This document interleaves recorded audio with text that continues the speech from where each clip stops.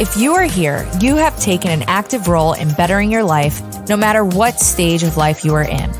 The Banyan Treatment Center's podcast will discuss many topics like recovery, addiction, self-help, mental health, and so much more. It will provide you with tools to succeed, ideas for recovering, and how-tos on creating a better life. My name is Alyssa, and today's episode is about what happens after completing treatment.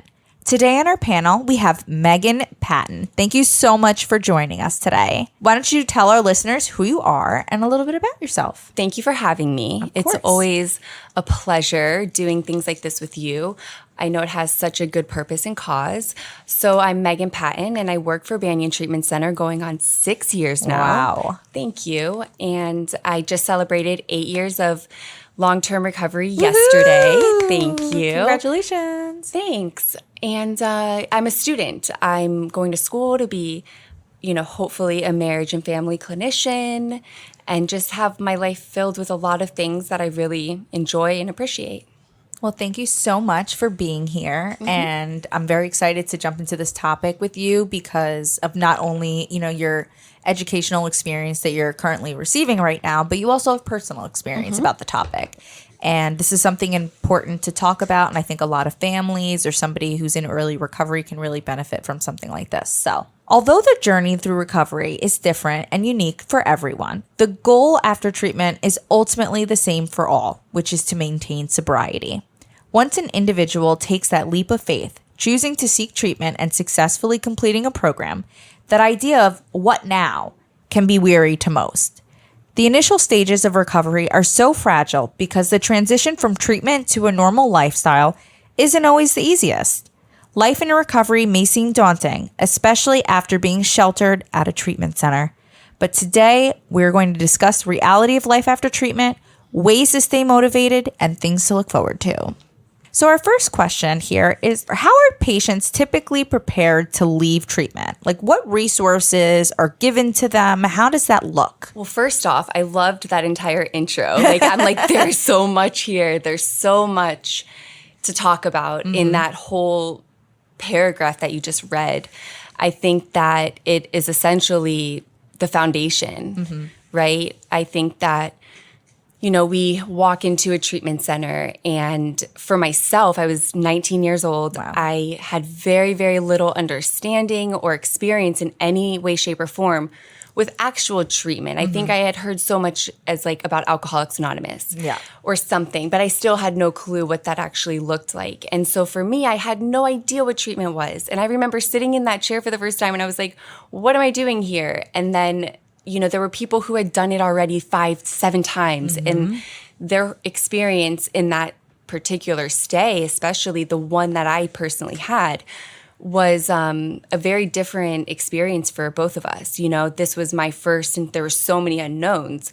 So there's that, and then I think either way, though, you kind of learn as you go, and you get what you get from it. What was I open-minded to hearing? Right. What did I not hear because my brain just wasn't ready to absorb that information yet that I got at a later time through a different lesson or whatever the case may be.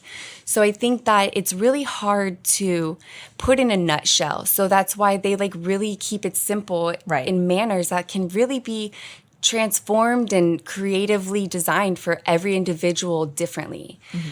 So for myself, it was a matter of being connected with people that whether they were my age or not wasn't really something that I truly hung on to. I think that I did know people that were my age to some degree, that I also put a lot of people that were older than me, that had a lot of experience. They weren't generally people that I would have spent time with ever prior to going to rehab. I had, my mentality in the beginning was, well, what do you have to offer me? Yeah. So that was just where I was at. So to even be open to having these people in my life were those new concepts that I learned through sitting in a group where it said nothing changes if nothing changes. Yeah. And that's what I got from it. But, so for me, it was just listening to these new, again, for me, completely new phrases and concepts.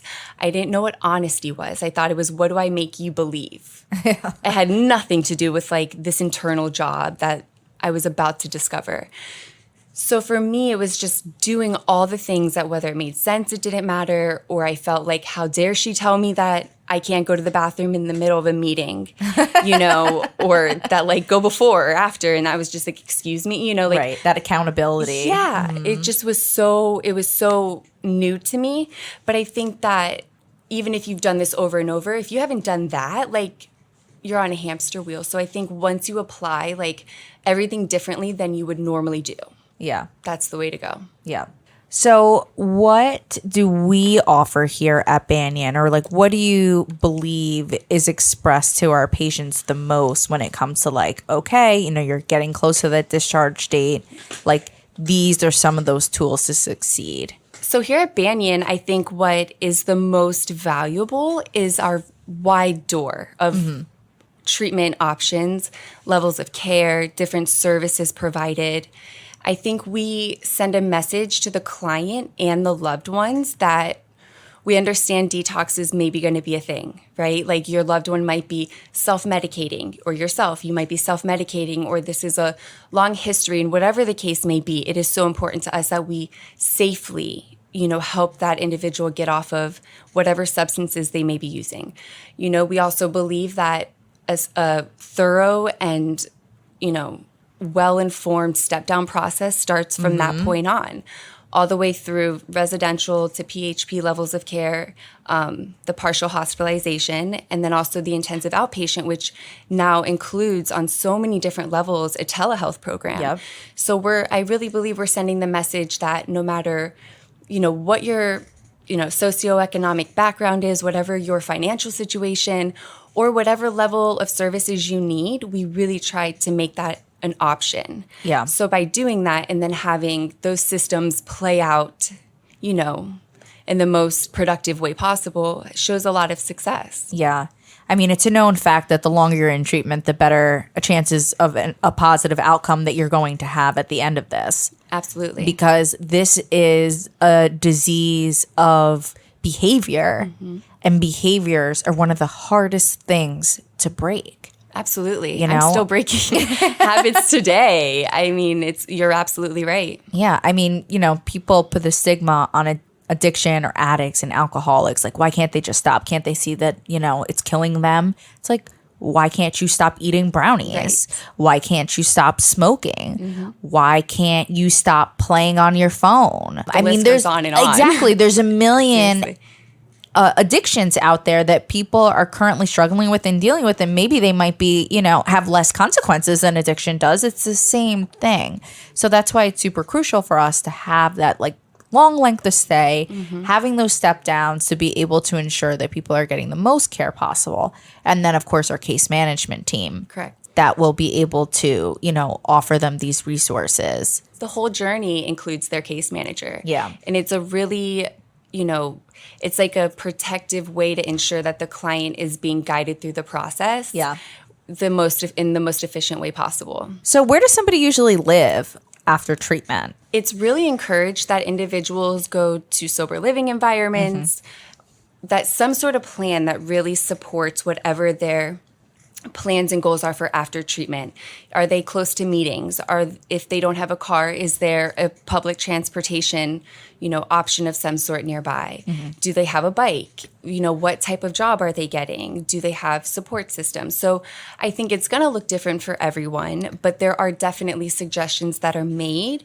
And however that then works around the best way to support the client in the realistic situation they may be in. So I think that knowing that it's discussed, and it's usually discussed, quite a few days or weeks, depending on their stay and what service they're receiving from us, we start that process as soon as possible to really help them feel secure and reduce some of the fear and anxiety that comes from being in treatment and what their next steps will be. Yeah, absolutely. Whether it's sober living or, also commonly known as a halfway house, which ironically, a lot of people think halfway houses are just for people that are out of jail or prison, but sober living is a halfway house. And, you're in there with other people that are in recovery, or going back home if they feel strong enough, or if they think that they have the what's the word I'm looking Support for? systems? Yeah, the support system, and do they have the, the willingness to continue? Because it is harder when you don't have that additional accountability, because that's what the sober living is giving you, additional accountability. So what do you think it's like for someone leaving treatment and going back into that real world? Like, do you remember that day when you got out? Like, what did it feel like for you? So I was in treatment for 9 months. Wow, so for that's me, a long time. It was. And I didn't do the traditional approach we see today with the detox and residential. My journey was, I went to treatment after having been clean for a little bit. And so I didn't go into residential. I didn't meet criteria. So I went into what we see today as PHP without housing. Okay. I went to 5 days a week, 9 to 2, and that was for 9 months, very consecutively. Like, there was no breaks in between. So for me, it was more about like just being really proud of myself. I was so confident at that point in my life. My grandparents were at my graduation. My parents were there. It was, I really reflect, and it was a moment that I was really proud of. And I remember us joking like, this isn't what we originally thought my proud moment of my first like graduation was going to be. But it really was, because we overcame as a family. I really think the family piece is important. That's what I hope to do, is work with families and knowing that the whole system matters. But for me, it was just such a proud moment, but I was scared. I remember that last week, and I was like, the floor was going to drop out, right? Yeah. Like, it had to, because things don't go well long enough for me. So there was still that awareness that I didn't have it, that I needed to continue with my sponsor that I got while I was in that program and continue the work. Like, I was just reminded the work is never done. Yeah. So I was reminded, like, it has to be, continuous, because right now I don't feel 100%. And I was aware of that. I shared about it. I talked about it. I didn't pretend, but it was 9 months in for me. So I was there a long time.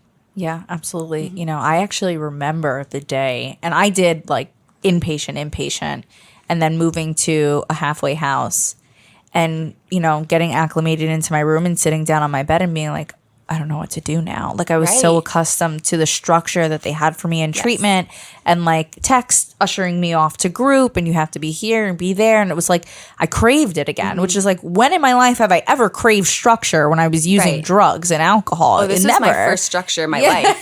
100%. So, it occurred to me that like I needed that, and it was good for me.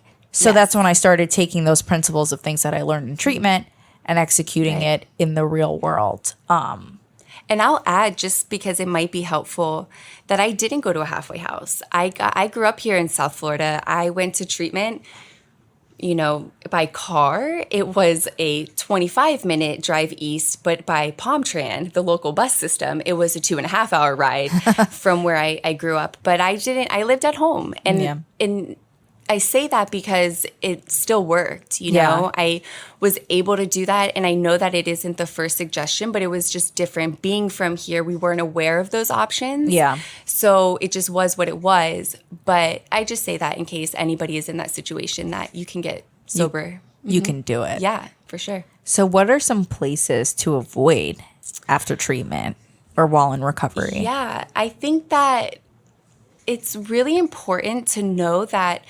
sober like recovery support group that you create, and that you should, I highly encourage carrying it with you outside of treatment, because that was my thing being from here, is I still was so capable of being around my old friends. People, places, and things. Yes. Yeah. And I would go places, and I was young, and so I had this mentality like, I'm sober. Like, you guys can't do what I'm doing. I could drink if I wanted to, right? So there were these moments where I realized, oh, wow, like, that's not how I was thinking when I was like in process group last week. So I realized early on that I really shouldn't just go back around my friends who were like drinking around the bonfire. And, it was something that was probably more challenging than for somebody who's from out of state and all they have here for that period of time. Not to say you can't go find it though, right? So I think it's still applying the same stuff. Like, just stick around the people who are doing the same thing. And I believe it just makes it a good time. It Yeah. makes it less of this like sentence, you know, like you're recreating a life. Yeah. So I think that making sure I avoided a lot of the old people, definitely a lot of the places I didn't really see any benefit of going to bars and Right. like things like that. And even today, as you know, an adult who attends things or whatever, I like when there's games or there's dancing. Like even still today, I don't choose to go sit at a bar. So like there are a lot of things that I carried from the beginning that's just now a part of who I am. Yeah.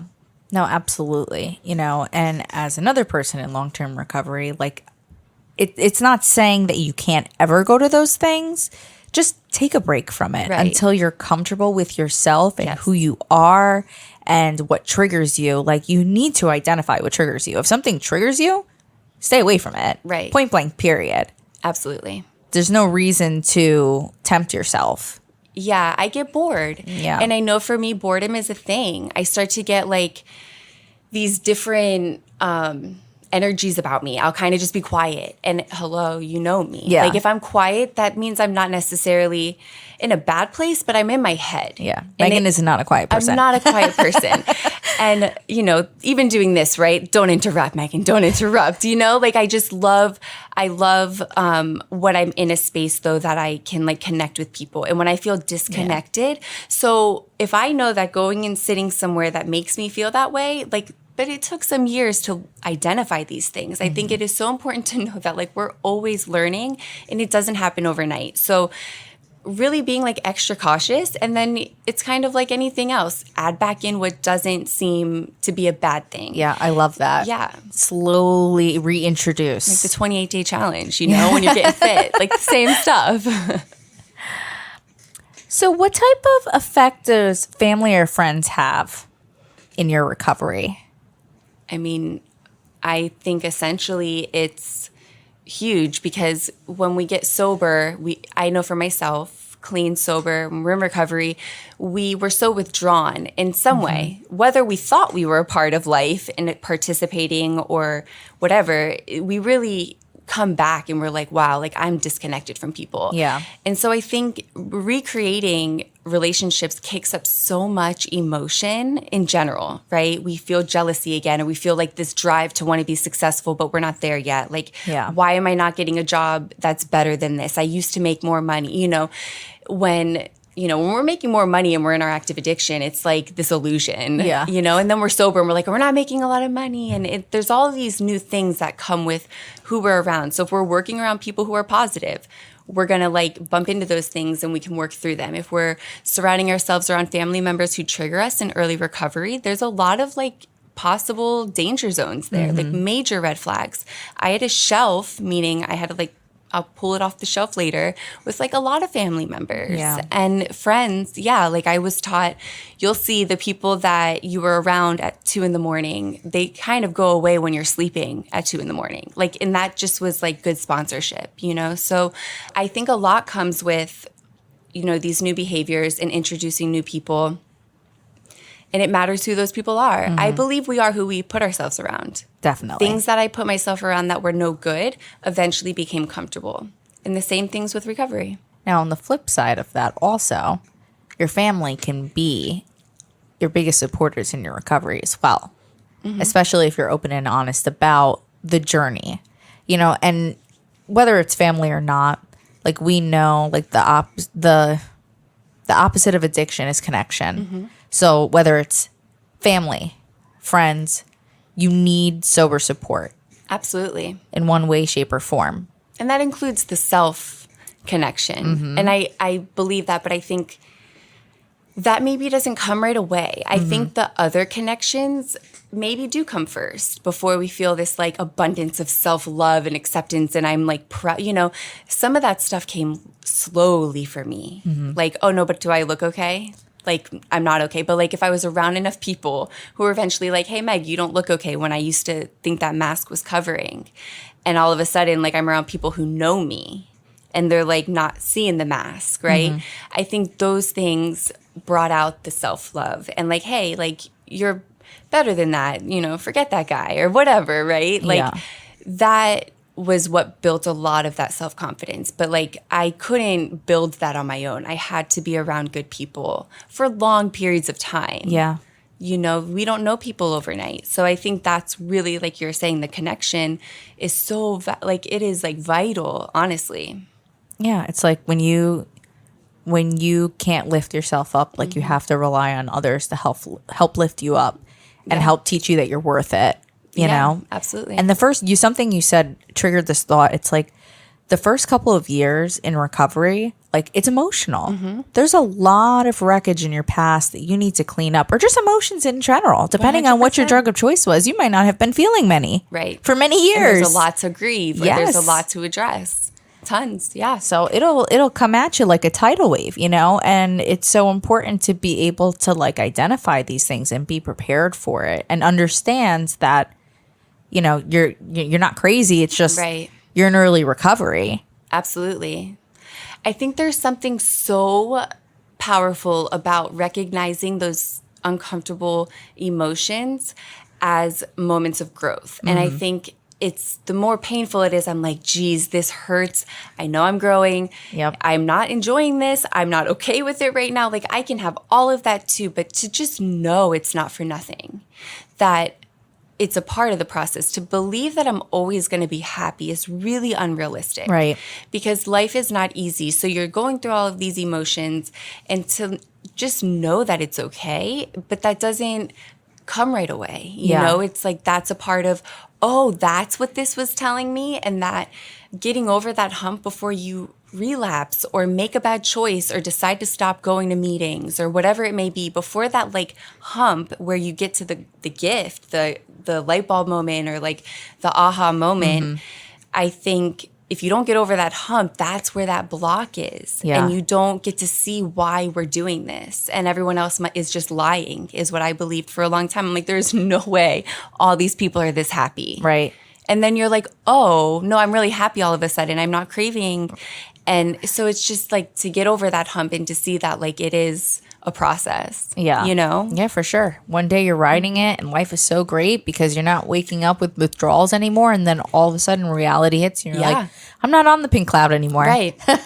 Like the things that we numbed start getting kicked up. Yep. So talk to us a little bit about what it was like for you getting back into working after taking some time off. So with my experiences with working in recovery are kind of unique. I was originally, you know, able to drive to my job, even in my addiction and all of that kind of stuff. But through my addiction and before I got sober, I had my car taken away from me. So I didn't have any car. I didn't, you know, have any idea of really what I was going to do, but I knew that I had to be able to walk there.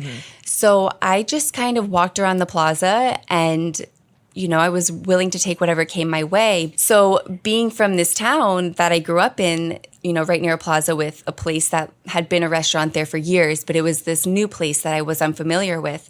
And I remember walking in there and that became a second family when I wasn't, because I started working while I was still going to the 9-month program. Yeah. So I would work at night. I would go to treatment during the day and work at night. And I, you know, was either there or at rehab. Yeah. So it was really my home away from home. But I was in that restaurant business and that nightlife. So I think that I put myself in a more non-recommended scenario. I think that I didn't know and I was just doing the best I could. And my sponsor knew I worked there. I would call my sponsor when I got off shift if I felt triggered. There was alcohol in this establishment. So I think there were things that I did that like I was testing waters. And I will say I relapsed a couple years into that. So I do believe that I didn't make some of the moves that we are suggesting in treatment centers. Yeah. You know, we really put those things there that I didn't have. So I started working into that business because it was just what I bumped into or what I thought of. And then there's always like silver lining, right? There was a woman who would come in there and get sushi, and I ended up, you know, knowing that she was in recovery and she owned a sober living home in Wellington where I worked and where I grew up. So her girls at her house would go to meetings that I went to, and then they would get sushi at this place. So I was known as Megan from, the place that I worked, and that's who they knew me as. And then eventually I'm at a meeting and I'm driving one of her girls home. And they had to call and ask permission to go with somebody. Right. And they were like, oh, that's Megan from, whatever. Yeah. And I right there, she said, I let her know I want her to work for me. And that was my introduction into the business. That was in 2011. And I had no clue what I was doing. But I just knew that this woman who was like in long-term recovery and owned this really amazing place wanted me to come and interview. And that's where I became, a part of the recovery network. And she's still in my life today. So like that's kind of what happened for me is I was in a not ideal situation, but I was doing the right things and I wasn't in a bad place. So I still was able to like really, my whole life is owed to that moment. Yeah. But you bring up a really great point. It's that, there's so many people out there that are struggling in active addiction and they need to go to treatment and, that happens. They get the treatment, but maybe they just don't have, guidance in life. They're not really sure what they're supposed to be doing. They've been using for so long. They have low self-esteem. Like just to know that you and I were there. We were that person. And today we live a life beyond our wildest dreams working in treatment because we went to treatment, because we started this journey to recovery. Like there is a light at the end of the tunnel and we've found our life through this more than we ever signed up for, more than we ever bargained for. I mean, I get teared, like I have chills, I get teared up thinking about it. And it's something I get to like speak to, students in schools. It's something that I've done for a long time now. And I go in and I'm a prevention speaker and I speak to these kids and it reminds me of all of the parts of my life that just seem like they must be a bad dream. Yeah. I feel so far removed from it, but I really do appreciate like how far you can truly come. And I think it is so important to not forget that because I know I can go back there. Yep. I know that. But yeah, it really is a matter of taking all of the little steps that really create this much bigger picture that you and I both get to see now. It's doing one small thing and it does add up. And then we're really always growing, to be honest. I mean, always. I cry all the time. I mean, all of it. So I think it's being okay with not having this like unrealistic ideal of perfection or happiness all the time. It's a journey. It is. It's a journey that you're on. It's not A plus B equals C. I mean, we're still going. It's not lateral at all. Not even close. And what we were just describing, I call it like possessing a stranger's memories. I love that. We know all these things that we've done, but we're so far removed from the person. It's unbelievable to think. Yeah. So like if you're listening to this right now and you're feeling really ashamed about the decisions that you've made in life, just know if you continue on this journey, they will feel like a stranger's memories. They don't define who you are, not even close. No, I think that is a lot of times the hard parts of like going through the steps, if that's what someone chooses or whatever it is that you start dissecting those like things you did. I think that it's hard to see that person, but to just, it says it in some of the literature that we really swallow some solid truths about ourselves. And I just was like, I don't want to be that person. Yeah. Nope, I don't want to be her. And there's times where I'm like, oh, there she is. Where did that thought come from? And then I get to like share it with someone like you and tell you the crazy stuff in my head and like not feel that shame. But, 100% was not how I felt. I would have never shared things that I shared today with my friends. Everything was going to the grave with me. Everything. And I was always happy. Like, that's the way I rolled. So I think that it's a very complex process to get to like, this is what's going on with me type of, lifestyle. Yeah. So what do you think are some ways to maintain motivation while in recovery? Like, do you have any tips, tricks? I do. I have tons of tricks and tips. I was just talking to one of my childhood friends and I have a lot going on right now. And she was like, oh, that's old, Megs. I'm like, oh, it is. My sponsor, I've emailed her. I'm like, I'm about to be busy. And I've taken so much off my plate over the last few years intentionally because I would take on so much. I was a part of so many things, and you can be really busy and not very productive.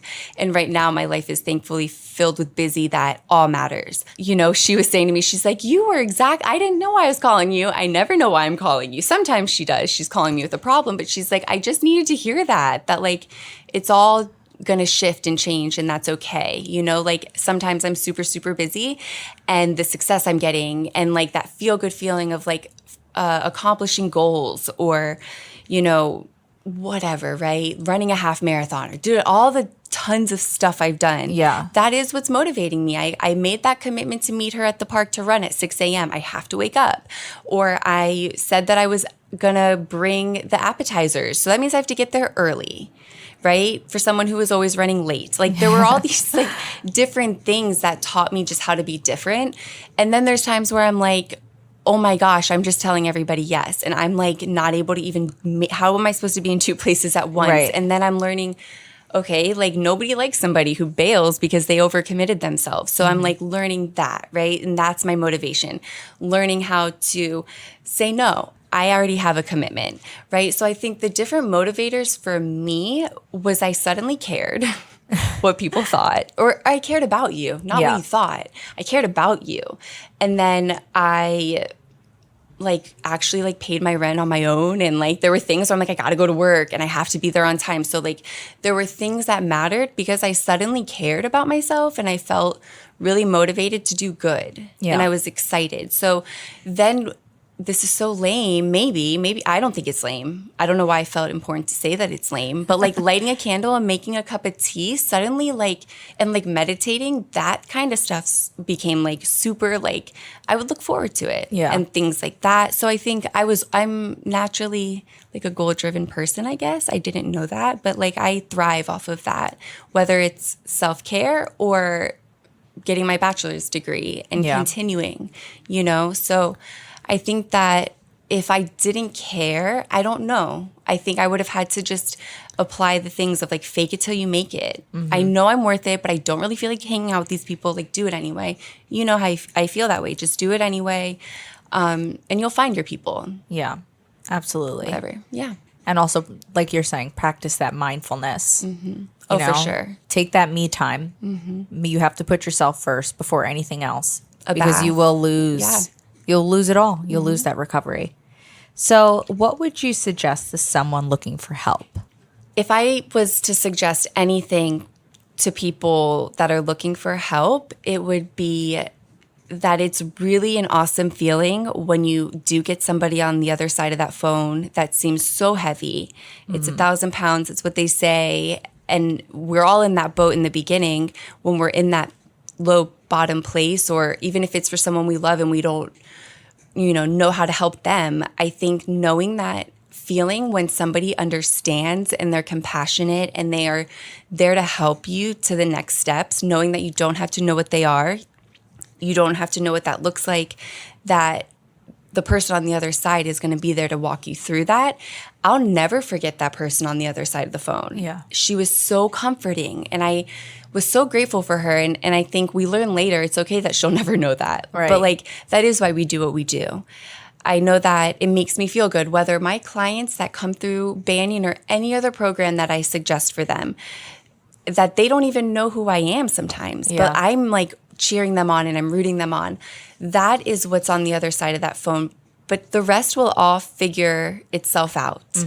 But that's the hardest part, not taking control. It's so funny that you say that. And I can't even recall who it was, when it was, probably a few years ago. Somebody was in the office talking about how they were alumni of Banyan and that you helped them get into treatment. Really? And they were so eternally grateful about it. Oh my gosh, I could cry. And they have a few years sober now. That's so amazing. And, they kind of said, like, I'm sure she really doesn't even realize that's so that cool. she made such an impact on my life, and the conversation that we had, I was so grateful for, because it was like the first time I felt like someone got me. That is like, I'm literally crying right now. Liz is looking into my teary eyes. That is amazing. Yeah. Thank you for having that all come back. Clearly, I'm getting this like message that I transmit what I at least think I am, you know?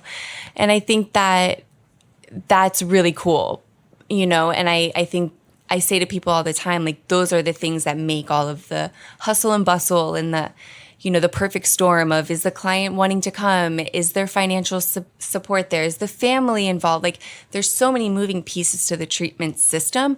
No wonder the family has anxiety and doesn't know what to do, or the client feels that they're in this shuffle of all of these moving parts, because they are. And I think that as long as we always remember that we can try to explain it, but we can't control their experience and their journey, like, there's a level of us letting go, that we're not going to be able to save everybody or fix everything, but that the moment we're not having hope when everyone else in their life has lost hope, I mean, then we've lost the, you know, whole point of what we're doing here. Yeah, absolutely. Makes it all worth it to know. It does. That you made a difference in somebody's life, even when you're not realizing that you're making a difference. You're just doing the best that you can on every phone call that you receive. Planting a seed, if nonetheless. Exactly. Exactly. Well, thank you so much for coming out here and speaking with us today, Megan. I really appreciate it. It was so nice to have you here today. Thank you. It was so nice to be here. Thank you for having me. Of course. And I think that some people will really be able to see some personal insight as to like what it feels like to go through this journey, and, you know, the fact that it's not always the same for everybody. And it can be complicated, but we try to keep it simple, right? Right. We have to. Go to meetings. Yeah. We have to keep it simple. Just get it in your brain. You know, you got to go to meetings. You got to get a sponsor. Embrace mistakes, discomfort. Laugh when you can. But if you have to cry, cry. Like, just be whatever you are. But just connection. Do the things that you don't normally do. Like, as long as you're doing those things, like, go through all of the emotions. Yeah. It'll be worth it at the end of it. Yeah. There's a beautiful life waiting for you at the end. Yay. Yay. Thanks, Alyssa. We hope you enjoyed today's episode. Remember that growth and recovery are possible, and it can all start today. Be sure to follow us on Instagram and Facebook at Banyan Treatment Centers. Make sure you're subscribing for notifications of new episodes, and don't forget to leave us a review. If you or someone you know are struggling, call us today at 888-515-7706. Thanks for joining us today on the Banyan Podcast.